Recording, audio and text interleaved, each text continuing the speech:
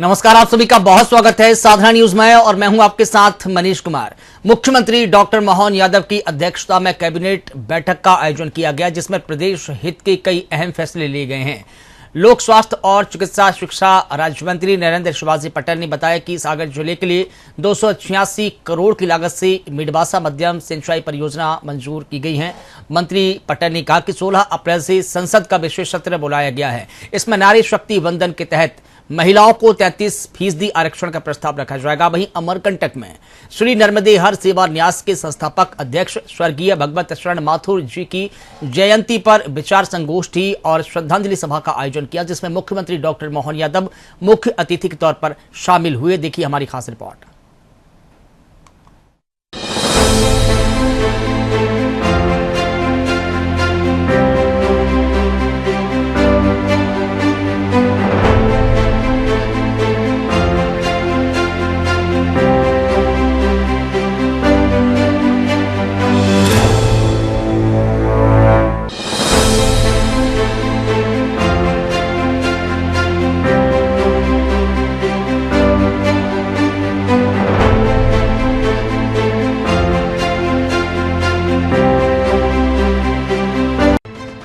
महिला सशक्तिकरण की दिशा में ऐतिहासिक कदम। महिलाओं को मजबूत बनाने में जुटी मोदी सरकार। 16 अप्रैल से बुलाया गया संसद का विशेष सत्र।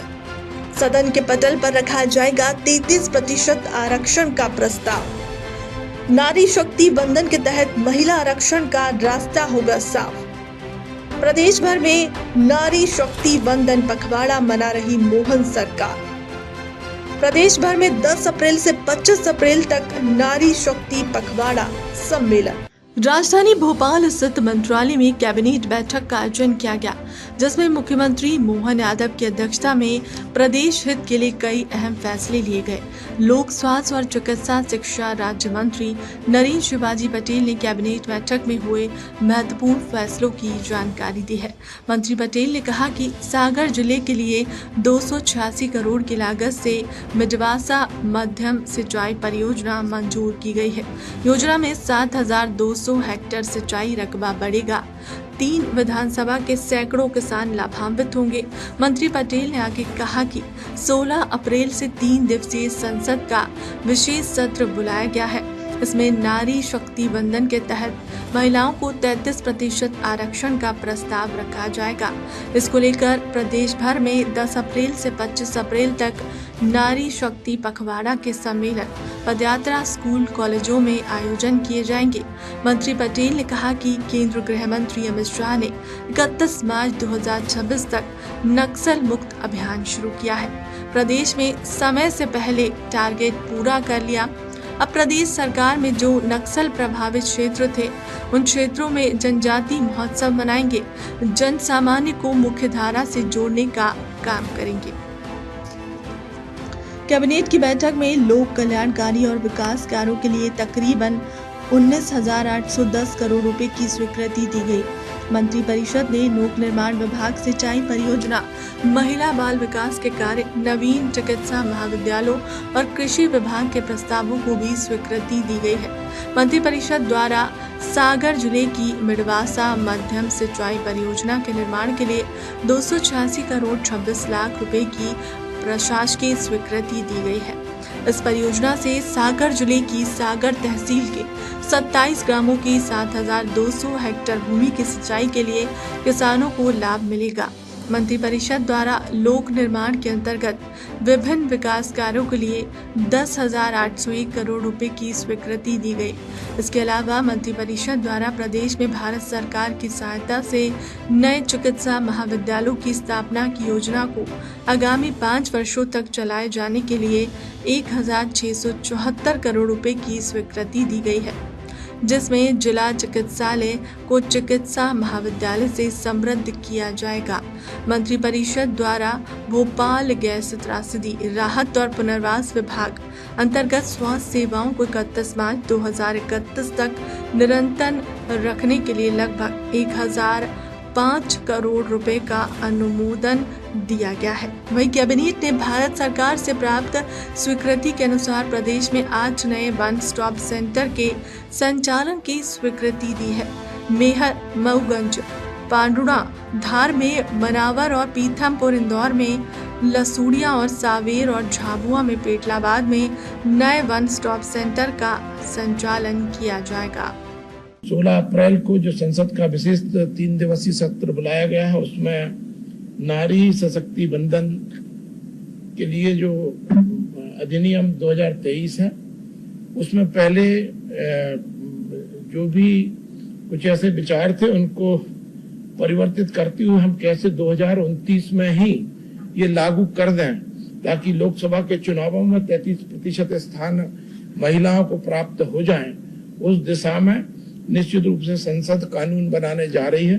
उसके लिए आज मध्य प्रदेश के मंत्रिमंडल ने हमारे यशस्वी लोकप्रिय मुख्यमंत्री डॉक्टर मोहन यादव जी के नेतृत्व में आदरणीय प्रधानमंत्री जी का अभिनंदन किया है और साधार आभार व्यक्त किया है कि महिलाओं को 33% आरक्षण सुनिश्चित करने के लिए, विधायिका में आरक्षण सुनिश्चित करने के लिए यशस्वी प्रधानमंत्री जी ने एक विशेष सत्र बुलाया है। इस नारी शक्ति बंधन के समारोह को आयोजित करने के लिए मध्य प्रदेश की सरकार बड़े स्तर पर पूरे प्रदेश में विभिन्न कार्यक्रम आयोजित करने जा रही है। हमने 10 अप्रैल से 25 अप्रैल तक नारी शक्ति बंधन पखवाड़ा मनाने का सुनिश्चित किया है। पूरे प्रदेश में बड़े स्तर पर नारी शक्ति बंधन सम्मेलन होंगे, नारी शक्ति पदयात्राओं के कार्यक्रम होंगे। सभी महाविद्यालयों में नारी शक्ति बंधन से संबंधित अनेक बृहद स्तर पर कार्यक्रम आयोजित किए जाएंगे। मध्य प्रदेश के अंदर हमारे यशस्वी लोकप्रिय मुख्यमंत्री डॉक्टर मोहन यादव जी के नेतृत्व में यशस्वी प्रधानमंत्री नरेंद्र मोदी जी का आभार व्यक्त करने के लिए तथा महिला सशक्तिकरण की दिशा में जो भारत सरकार आगे बढ़ी है, उसके लिए हमारे जन जन तक ये बात पहुंचे, इस हेतु मध्य प्रदेश की सरकार विभिन्न कार्यक्रम आयोजित करेगी। वहीं अमरकंटक में श्री नर्मदे हर सेवा न्यास की संस्थापक अध्यक्ष स्वर्गीय भगवत शरण माथुर की जयंती पर एक विचार संगोष्ठी और श्रद्धांजलि सभा का आयोजन किया गया, जिसमें मुख्यमंत्री डॉक्टर मोहन यादव मुख्य अतिथि के रूप में शामिल हुए। इस दौरान मुख्यमंत्री डॉक्टर मोहन यादव ने स्वर्गीय भगवत शरण माथुर जी को पुष्पांजलि अर्पित की। उन्होंने स्वर्गीय माथुर के राष्ट्र सेवा और कार्यकर्ता निर्माण के कार्य को याद करते हुए उन्हें प्रेरणा का स्रोत बताया। सीएम ने कहा कि स्वर्गीय भगवत शरण माथुर की जीवन और योगदान हमेशा स्मरणीय रहेगा। संगठन के प्रति उनका समर्पण, राष्ट्रवादी विचारधारा के प्रचार प्रसार में अमूल्य भूमिका और मध्य प्रदेश में भाजपा और संघ की मजबूती में दिए गए योगदान हमेशा जीवित रहेगा। उन्होंने कहा कि माथुर जी का कार्य संकल्प और समर्पण का प्रतीक है, जो कार्यकर्ताओं को सदैव प्रेरित करता रहेगा। इसके बाद मुख्यमंत्री डॉक्टर मोहन यादव ने अमरकंटक में नर्मदा समग्र मिशन की समीक्षा की। इस दौरान राज्य मंत्री दिलीप अहिरवार, राज्य मंत्री दिलीप जायसवाल समेत प्रशासन व अधिकारी मौजूद रहे। बोले नर्मदे महारानी की। आज इस कार्यक्रम में स्वर्गीय भगवत शरण माथुर जी की जयंती के अवसर पर नर्मदे हर न्यास के इस कार्यक्रम में संत वृंद आपके चरणों में प्रणाम करता हूं, अभिनंदन करता हूं। मंच पर ही विराजमान यहाँ के प्रभारी मंत्री श्रीमान दिलीप अहिरवार जी, हमारे एक और मंत्री अनूपपुर के ही माननीय दिलीप जायसवाल जी, अध्यक्ष कोल विकास प्राधिकरण श्रीमान रामलाल रोतेल जी, इस अवसर पर माननीय विधायक, जिला अध्यक्ष है ना, पहले क्या है, जिला अध्यक्ष अनूपपुर हीरा सिंह श्याम जी, यहाँ विधायक माननीय मनीषा सिंह जी, जय सिंह नगर शहडोल, माननीय कुलगुरु अटल बिहारी वाजपेयी विश्वविद्यालय बिलासपुर, पूर्व माननीय डीएन वाजपेयी जी। इस अवसर पर मंच पर विराजमान हम सबके साथ सारे अलग अलग दायित्ववान पदाधिकारीगण और आप सबको दोनों हाथ जोड़ के प्रणाम करता हूं, अभिनंदन करता हूं। मेरे साथ भोपाल से आए जन अभियान परिषद के उपाध्यक्ष माननीय मोहन नागर जी, पद्मश्री मोहन नागर जी, मैं भूल गया अपने कामों के दायित्व के बलबूते पर नागर जी ने सरकार के माध्यम से पद्म पुरस्कार प्राप्त किया है। नर्मदा समग्र के माननीय कार्तिकेय जी, आपका भी अभिनंदन है।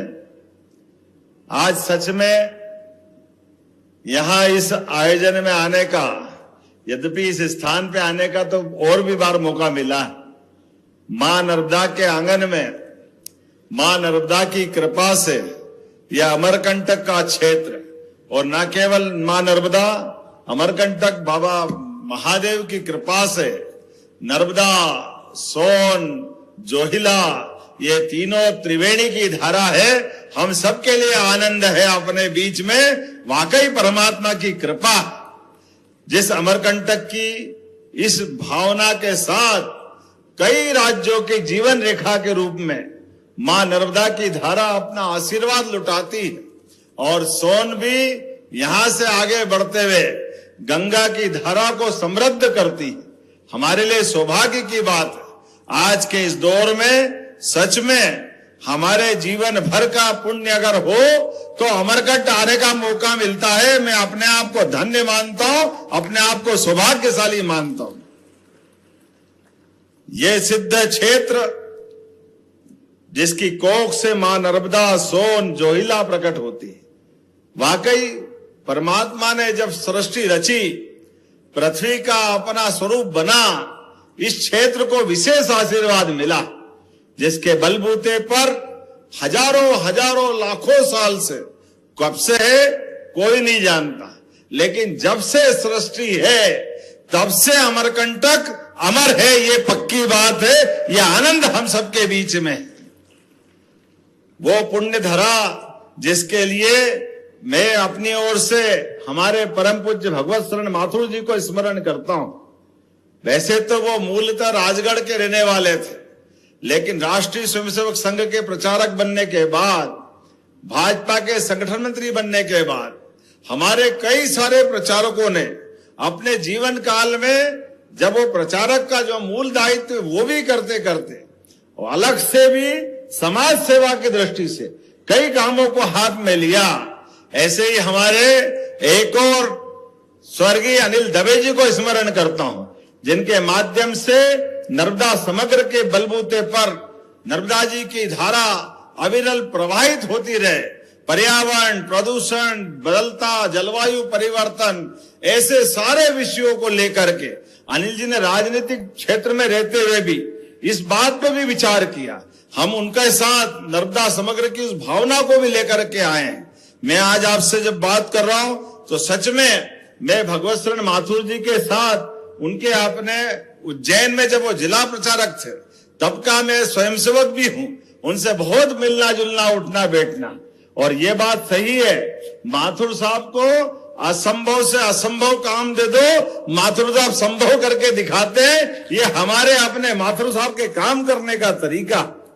मैं कई कांग्रेस के नेताओं को जानता हूं जिनके दरवाजे के बाहर अगर सामने से संघ का स्वयंसेवकों का पथ संचलन निकलता है तो उनकी प्रेरणा से तत्कालीन उज्जैन के महापौर, उप महापौर, कांग्रेस के अध्यक्ष, उनने कहा भाई भले ही तुम्हारा दल कोई भी हो, लेकिन स्वयंसेवक अगर निकल के जा रहे हैं तो आपका फर्ज बनता है कि राष्ट्र भक्तों के ऊपर पुष्पांजलि होना चाहिए। मुझे इस बात की प्रसन्नता है, और हमने वो होते हुए भी देखा कांग्रेस के उस प्रचंड बहुमत वाले काल में भी।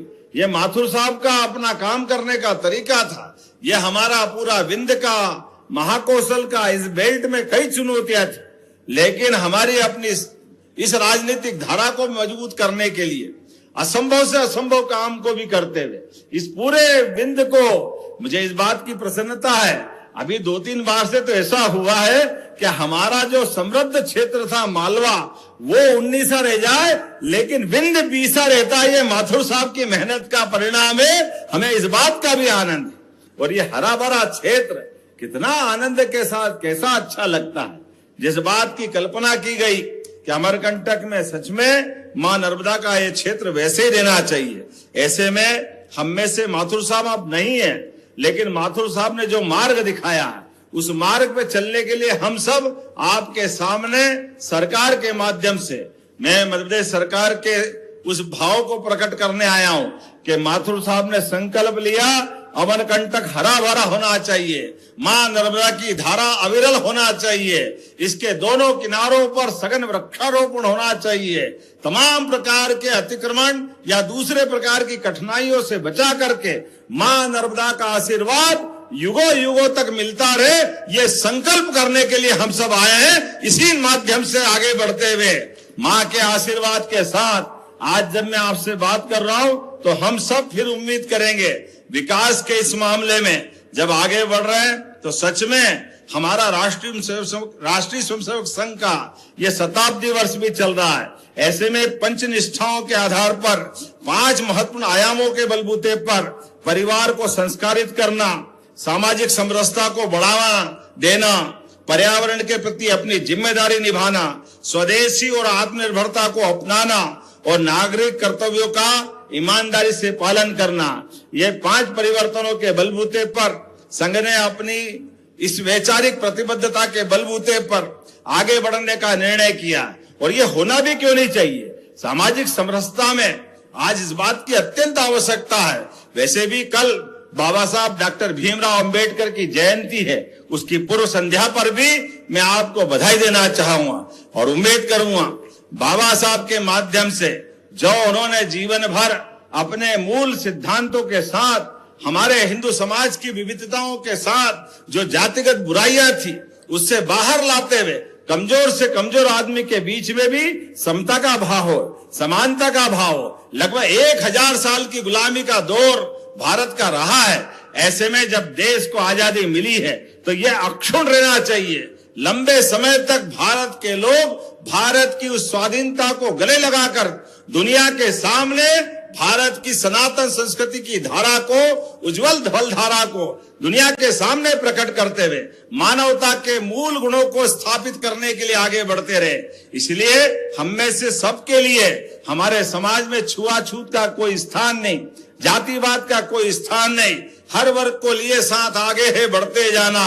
विषमता के ऐसे कई विषबेलों को खत्म करते हुए हम समानता की बात करें, आज इस बात की आवश्यकता है। दूसरा, हमारे सबके सामने परिवार के अंदर परिवार की ताकत, बच्चे बूढ़े जवान सब मिलकर के परिवार का भाव बनाएं और परिवार के भाव में अंदर की आत्मीयता को बनाएं। ऐसा मौका आना चाहिए कि परिवार के लोग एक समय एक साथ भोजन करें, अपने बच्चे बच्ची बड़े सबके साथ। उनकी अपनी जीवन की कठिनाइयां तो अलग अलग तरह से सब निपटते हैं, लेकिन परिवार भाव को बढ़ाने की आवश्यकता है। आज भौतिकता के माहौल में परिवार के अंदर पीढ़ियों में परंपराएं बदल रही है, संस्कारों का अभाव हो रहा है, राष्ट्र प्रेम की मामला इसी कारण से प्रभावित होता है। इसलिए आज के इस दौर में हम सब अपने परिवार के साथ बैठे, साथ भोजन करें, बच्चों को महापुरुषों के किस्से सुनाएं, राष्ट्रभक्त की धारा के साथ जोड़ करके राष्ट्र निर्माण की पीढ़ी गढ़े, इस बात की भी आवश्यकता है। साथ ही साथ पर्यावरण को लेकर के भी आज के समय में प्लास्टिक, पेस्टिसाइड, ऐसे कई प्रकार की चुनौतियां हमारे सामने हैं, जिसके बलबूते पर आज हमारी समूची प्रकृति पे संकट आया है। अब देख रहे कि नहीं देख रहे, अप्रैल में ओले गिर रहे, या अप्रैल में ओले कैसे गिर सकते हैं? ओले गिरने का जो समय आता है, लेकिन समूचा परिवर्तन आया माहौल का। ऐसे में हमको वापस जड़ों की तरफ जुड़ना पड़ेगा, पर्यावरण से प्रेम करना पड़ेगा। प्रकृति के साथ जुड़ने की हमारी संस्कृति तो सनातन काल से है। कितना अच्छा लगता है जब हमारे अतिथियों का सम्मान भी होता है तो तुलसी के पौधे के साथ होता है। यह संस्कृति हमारी हमको गौरवान्वित करती है, आनंदित करती। ऐसे में जब आज हम अपने वापस पर्यावरण प्रेम की तरफ बात करते हैं तो इसकी अत्यंत आवश्यकता है। स्वदेशी के इस माहौल में भी परमात्मा की दया से आज के इस दौर में हमारे बीच वैश्विक माहौल में हम महसूस कर रहे हैं, दुनिया के बड़े से बड़े देशों में भी जो हालात चल रहे हैं वो बताने की जरूरत नहीं। ऐसे में यशस्वी प्रधानमंत्री का जोरदार अभिनंदन करो श्रीमान नरेंद्र मोदी जी का, जिन्होंने सरकार बनाने के समय इस बात को देख लिया था कि हाँ, हमारे देश में ये रिफाइनरियां होना चाहिए, पेट्रोल डीजल का पर्याप्त भंडारण होना चाहिए, देश दुनिया की आने वाली चुनौतियों में मुकाबला करने के लिए तैयार रहना चाहिए। इसलिए सब तरह से देश को महफूज रखते हुए, ताकतवर रूप से समाज को संगठित करते हुए, सेना को सशक्त करते हुए मोदी जी ने देश को समय के पहले सावधान किया।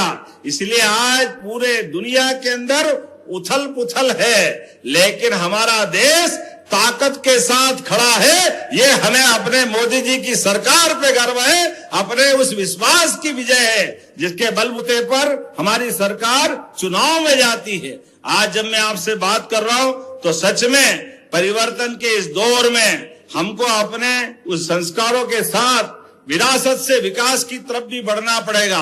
और विरासत से विकास में हमारी आस्था हमारे धर्म में भी है, लेकिन राष्ट्र धर्म उससे बड़ा है। इसलिए राष्ट्र धर्म और धर्म भी अलग अलग नहीं। कई बार पंथों की इस मार्ग पे गलतियां हो जाती है, लेकिन मुझे इस बात का आनंद है हमारी सरकार के गठन होने के साथ ही हमने अपनी सनातन संस्कृति के सभी त्योहार धूमधाम से मना रहे हैं। जन्माष्टमी भी खूब आनंद से मनाते हैं और रामनवमी पे भगवान राम की जय जयकार करने में भी कोई शर्माने की आवश्यकता नहीं। नर्मदा जयंती का भी जो आनंद आता है, ऐसे गोवर्धन जयंती का आनंद आता है। प्रत्येक त्योहार आनंद से मनाते हुए इन त्योहारों में छिपे हुए संदेश के बलबूते पर हम और आप सब मिलकर के देश के साथ प्रदेश को भी आगे बढ़ाना है, कदम से कदम मिलाकर आगे चलना है। और ऐसे प्रकल्प में आके तो सच में मन प्रसन्न हो गया। जोरदार अभिनंदन करें माननीय माथुर साहब के इस प्रकल्प का भी, भगवत शरण माथुर जी का। और हमारे रामलाल रोतेल जी से मैंने कहा था कि आज कोई डिमांड मत करना, लेकिन आपने कर दी तो कोई बात नहीं। जब आपने बात रखी है तो ये गौशाला को अनुदान चालू करा देंगे, चिंता मत करना। आपके अपने इस स्थान की गौशाला को मध्य प्रदेश सरकार की ओर से, और आपने कहा प्रवचन और बाकी स्थान की कोई जरूरत है, आप एस्टीमेट भिजवाना। कलेक्टर यहाँ से मेरे अपनी तरफ से मंजूरी देने की घोषणा करता हूँ कि हाँ, यहाँ हमारे सभी प्रकार के कार्यक्रम को बढ़ाने के लिए वो सब भी आवश्यक है। लेकिन एक निवेदन है, पर्यावरण हितैषी बनाना। ये सीमेंट कंक्रीट के जंगल हमारे अमरकंटक की शोभा को रोकते हैं। हमारे अपनी पवित्र धारा की तरफ भी हमको देखने की आवश्यकता है। जब मैं बात करा तो छोटी मोटी ताली थोड़ी बजना चाहिए, अच्छा दिल खोल के ही बजाओ, आनंद के साथ। हम जो भी करें अमरकंटक को सामने रख के करें, और अमरकंटक रहेगा तो सच में हमारा मध्य प्रदेश हरा भरा रहेगा। मध्य प्रदेश के गांव गली मोहल्ले में आनंद छाया रहेगा। मैं आज के इस अवसर पर, जब बदलते दौर में भारत बढ़ रहा है, सामर्थ्य, निर्णय, परिश्रम से हम विकसित और आत्मनिर्भर मध्य प्रदेश की तरफ ताकत के साथ बढ़ते रहेंगे। मेरी अपनी ओर से एक बार फिर भगवत शरण माथुर जी को स्मरण करता हूँ। जन अभियान परिषद भी जलगंगा अभियान के माध्यम से, मध्य प्रदेश सरकार भी हमारे सभी जल स्रोतों की चिंता कर रही है।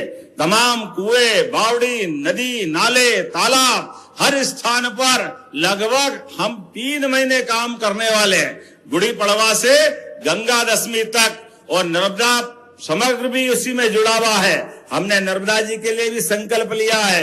एकमात्र मां नर्मदा ऐसी है जिसके किनारे की परिक्रमा होती है। इतनी पवित्र नदी है नर्मदा जी। जोरदार अभिनंदन करें अपनी माता के लिए। और परिक्रमा करने वाले भी क्या भाग्यशाली, ऐसा लगता परिक्रमावासी देवदूत की तरह आते हैं, अपने जीवन में केवल संकल्प करते हैं और निकल पड़ते हैं। तमाम प्रकार के जितने भी सांसारिक झंझट रहते हैं सबको घर पे छोड़ के आते हैं, लेकिन मां नर्मदा के आशीर्वाद से कोई भूखा नहीं सोता है, कोई परेशान नहीं होता है। अरे कितना अच्छा लगता है। कई बार गरीब से गरीब आदमी के दरवाजे भी अगर नर्मदा भक्त परिक्रमावासी पहुंच जाए और उसकी थाली में अगर एक रोटी है तो भी वो नर्मदा परिक्रमावासी को दे करके अपना जीवन धन्य करता है। कितनी पवित्रता है, कितना आनंद आता है। सच में मां नर्मदा की कृपा से ये परिक्रमा की जो वास्तव में पवित्रता है, हमारी सरकार ने इस पवित्रता को बनाने का निर्णय किया है। इसलिए सभी विभागों को जोड़ करके यथायोग्य प्रकार से परिक्रमा वासियों के लिए परिक्रमा स्थल अच्छे बने, परिक्रमा वासियों के रास्ते के मार्ग का निर्धारण हो, कई प्रकार की कठिनाइयां हैं, लेकिन पर्यावरण की भी चिंता करते हुए पर्यावरण के लिए जो जो हो सकता है वृक्षारोपण से लगा करके नर्मदा जी के किनारे और सहायक नदियों पे भी जो जो कर सकते वो सब करने का प्रयास करेंगे। लगातार हमारी सरकार बीते 2 साल से इस पे काम कर रही है, इसलिए यहाँ के बाद एक बड़ी बैठक हम अपनी सरकारी स्तर पे भी करने आए हैं, जिसके माध्यम से भविष्य में अमरकंटक और हरा भरा हो, यहाँ के जीवन में और आनंद आए और युगों युगों तक अमरकंटक जाना जाए, ये हमारा सबका प्रयास होना चाहिए। इसलिए आप सबको भी एक बार प्रणाम करते हुए मेरे साथ सब बोलेंगे नर्मदे महारानी की। बहुत बहुत धन्यवाद। भारत माता की जय।